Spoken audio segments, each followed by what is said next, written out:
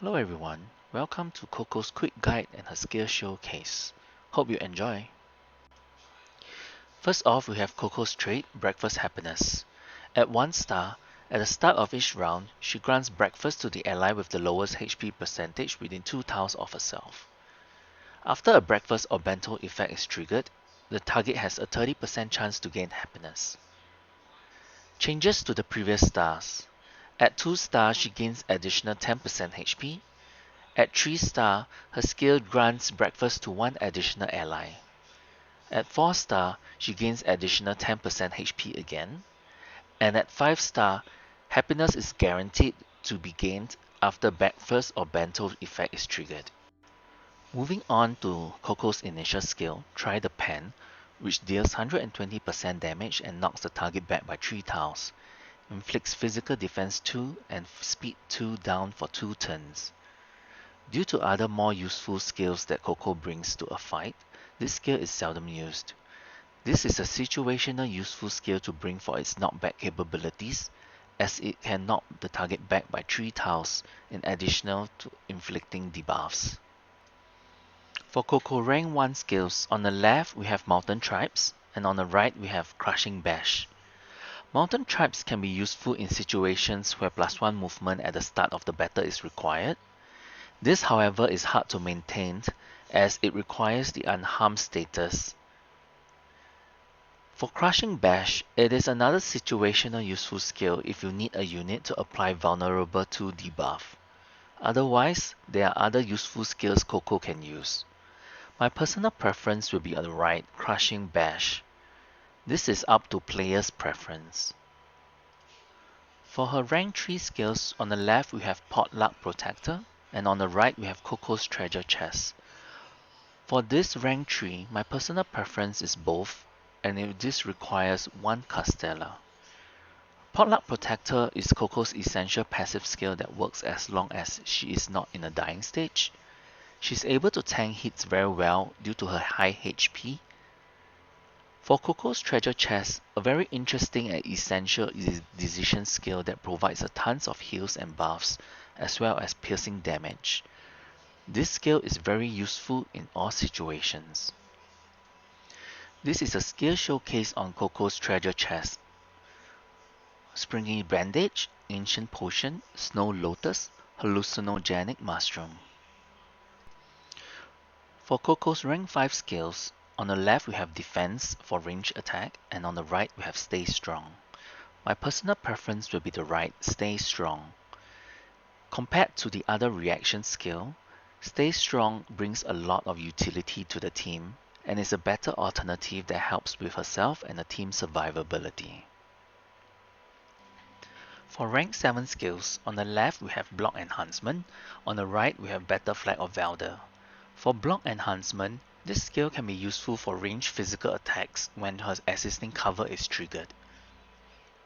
Selecting this skill gives plus 3% HP, and that is a bonus over the other skill that gives plus 3% defense. For Battle Flag of Valder, this is useful if you are playing an all Valder team. However, Lily Wheel has a better version of this leader's aura that can provide additional movement by 1 tile. My personal preference will be the left, Block Enhancement for the plus 3% HP bonus. For her rank 9 skills, on the left we have No Turning Round, her signature basic attack skill, and on the right we have Silencing Attack. My personal preference will be right, Silencing Attack. This is because selecting this skill gives plus 3% HP over the other skill that gives plus 3% defense. HP is very important for Coco as her heals are based off on her HP. Depending on player's preference, usually you will be selecting the other skill due to aesthetic and it being special that only Coco can use, that being No Turning Round. However, Coco will seldom use her basic attacks as she will mostly be busy with providing heals and buffs to the team. For her rank 11 skills, on the left we have Invulnerable, on the right we have Iron Pot Stew. My personal preference will be the right, Iron Pot Stew, as it is Coco's most important and useful skill. This skill is her ultimate that grants a lot of buffs and heals based on her HP.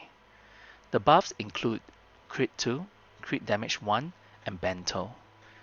Bento is at the start of the turn, recovers 25% HP and dispels 2 debuffs. In addition, it has a 30% chance of granting Happiness.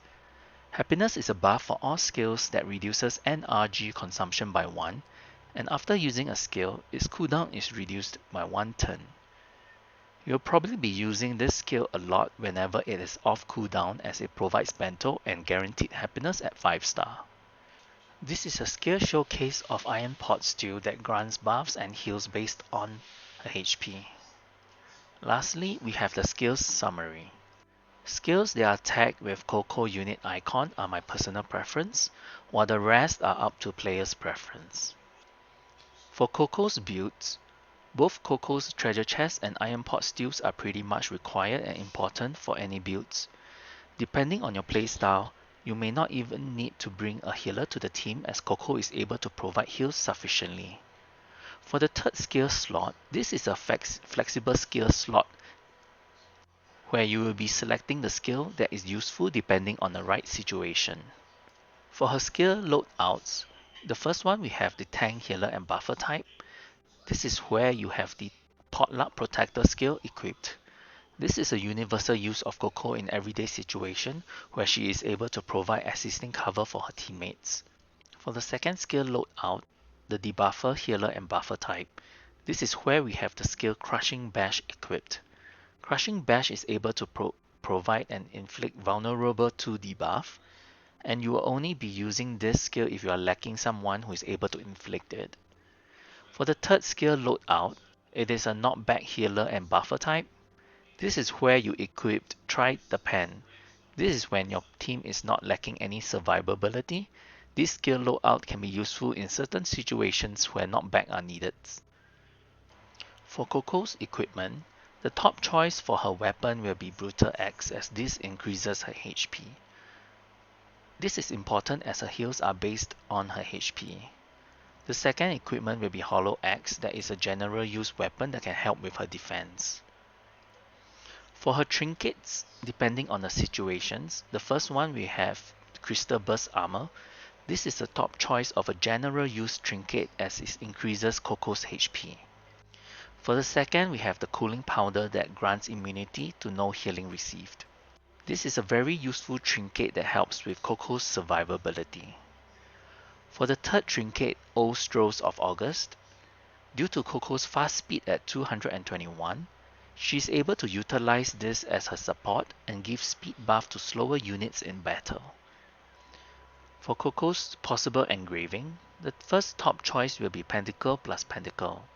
This is because Pentacle engravings has the highest possible stats for HP percentage and HP, up to 20% HP and 400 HP. For the second one, we have Wand plus Cup.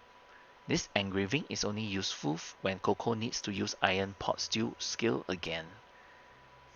Otherwise, Wand plus Cup engraving has the second highest possible stats for HP percentage and HP, up to 15% HP and 300 HP.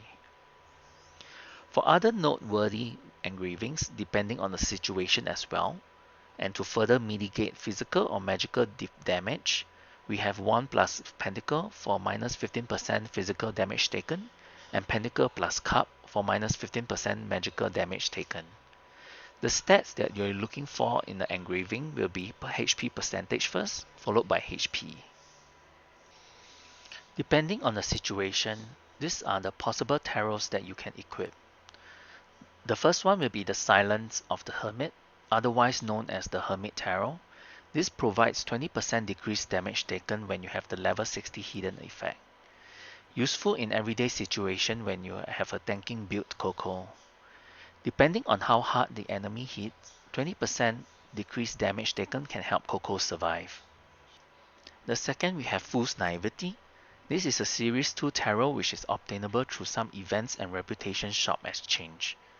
This tarot increases up to 20% HP, which greatly boosts Coco's HP, which in turn helps with her survivability and healing output. For the third possible tarot, we have Mercy of the High Priestess. This is another situational tarot, but this greatly increases Coco's healing potential. This is only useful when you are using only Coco as a healer and requires high healing output for the team. The last one we have Elegance of the Empress. Generally useful when you encounter fights where you are swamped with debuffs, example in Weapon Trial 1. The Empress Tarot can convert 2 debuffs every time Coco uses a skill on ally or allies. This applies to the AoE healing skill Iron Pot Stew as well. That's it for Coco's quick guide. Thanks for watching.